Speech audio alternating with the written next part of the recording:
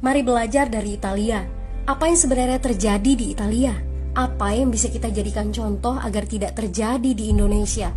Kreatif konten ini berasal dari artikel warga Italia, dipersingkat dan dilengkapi data agar lebih mudah dipahami. Tahap 1. Kasus pertama diumumkan. Itu cuma flu. Apa pentingnya pakai masker? Orang-orang ini cuma lebay. Saya kan sehat, gak bakal ketularan. Gak usah panik lah. Tahap 2. Jumlah positif COVID-19 mulai naik signifikan. Cuma beberapa yang kena. Yang meninggal pun hanya orang-orang tua saja yang memang udah punya penyakit. Hidup seperti biasa aja lah. Pacaran, nongkrong bareng temen, jalan-jalan ke mall, tetep lanjut.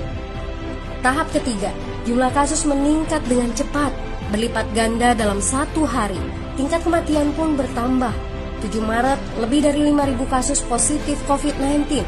Zona merah diberlakukan di Italia. Wilayah yang dikarantina hampir 25% dari luas Italia.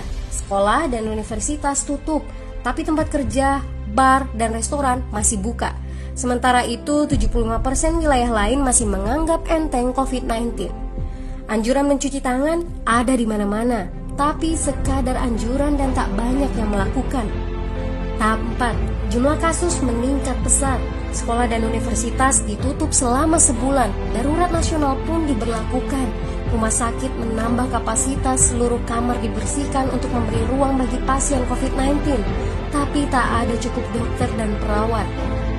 Ada terlalu banyak kasus pneumonia, terlalu banyak pasien perlu ICU, tapi ruangannya sudah habis, ventilator habis.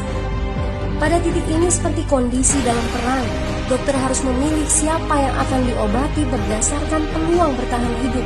Itu berarti pasien lanjut usia dan punya penyakit bawaan seperti hipertensi, diabetes, stroke tidak masuk prioritas karena tidak ada lagi ruang.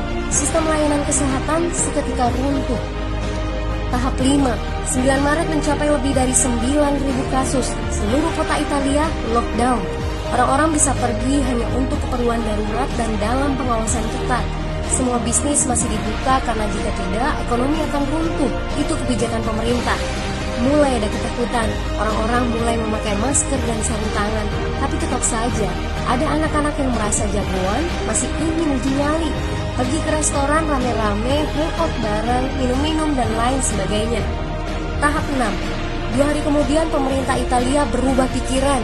Semua bisnis harus tutup, bar, restoran, pusat perbelanjaan, semua jenis toko, kecuali supermarket dan apotek. Penyebabnya, karena dalam sehari yang positif bertambah lebih dari 2.000 kasus. Penduduk yang mau keluar rumah harus mendapat surat izin. Surat izin ini didapatkan dari pos pemeriksaan polisi yang disebar di berbagai lingkungan. Yang melanggar bisa kena denda 3,3 juta rupiah. Bagi pasien positif yang tidak mau mengkarantina diri, bakal dituntut dengan pasal pembunuhan, hukuman 1-12 tahun penjara. 21 Maret jumlah korban meninggal di Italia terus meningkat melampaui Cina. Sebagai gambaran, luas Italia itu kurang lebih 2 kali Pulau Jawa. Penduduknya lebih dari 60 juta jiwa. Lalu apa yang harus kita pelajari dari Italia? Yuk, mulai dari diri sendiri, mulai dari di rumah aja.